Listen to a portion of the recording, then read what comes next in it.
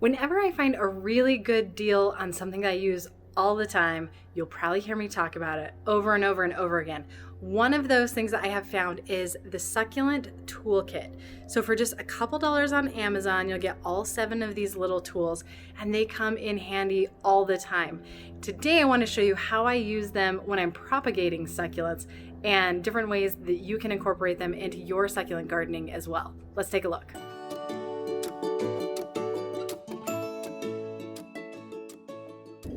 All right, now the most obvious tool in here is probably the squeeze bottle, right? I'm sure you can all figure out what we would do with that. But the thing that I like about it for watering is that I can easily control where the water is going. Unlike a spray bottle that just kind of lightly spritzes everywhere, the thing that I like about the squeeze bottle is it gets right down into the soil. I can avoid the top of the leaves if I want to. These are going to be outside, so it's not as big a deal if water gets on the top. But I like that it just really easily penetrates the water, or the soil, excuse me, without disturbing the plants and moving them around. So this is super handy. I love having it inside because I can easily, take it over to my succulents and get water on there without having to get out a big watering can, or like I said, having all of that extra overspray from a spray bottle. And the thing that I found too is the soil stays a little bit damper this way than it does with the spray because it gets down into the soil more, soaks through it a little bit more. And that's a really great thing when you have babies like this that have roots deep down in the soil.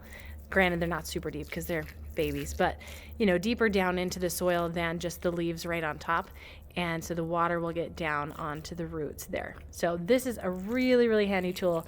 I use it every single day when I'm watering leaf propagation babies because I have a constant supply that I'm starting. So there's always something to water. The 2 green tools you'll use probably mostly for cuttings. This one is actually designed to help you plant seeds, but with succulent seeds you just leave them sitting on top of the soil. You don't have to poke a little hole down in. But with cuttings you might want to do that. So say your soil is maybe a little bit stiff, you can just use this to poke a little hole in and then stick your cutting down inside. This other one, you can use it to flatten the soil down around a cutting. And then on this side, you can use it to hold a cutting in place and use soil and then fill in soil around it like with your scoop. So probably have more soil in there, but then you can just use the scoop to fill in right around the cutting. The scoop can be really helpful for adding in soil. It can be used for adding top dressing after you've put a cutting in an arrangement to kind of fill around the gaps. But one of the things I like to use it for is a lot of times succulent roots will kind of grow up and out in crazy directions, but they do best if they're covered. They won't dry out as quickly. So when they're on top of the soil, you can just use the scoop to put soil right on top of the roots anywhere that you need it. Now the tweezers, I generally use these when I am removing dead leaves from the bottoms of succulents just to kind of clean them up. But you can use the tweezers to help remove leaves to use for propagation. So you just want to be careful that you don't squeeze too hard and actually damage the leaf. But especially on something like this Sedum rubra, it's really easy to remove the leaves. And the tweezers can just help you get in and get a leaf that's maybe toward the middle of an arrangement, one that's a little bit harder to access.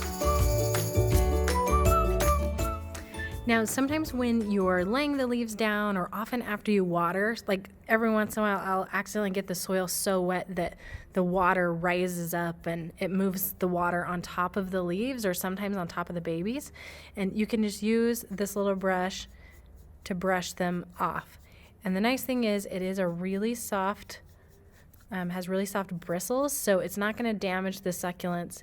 And most of the time it won't take the little sunscreen kind of farina off of other succulents like a Pearl von Nürnberg. And you can see here this little baby just got buried when it was watered, and you can just kind of brush it off and get the soil off. Normally it's not too problematic if the soil's on top, but I do like to have everything visible just so I can see what's going on.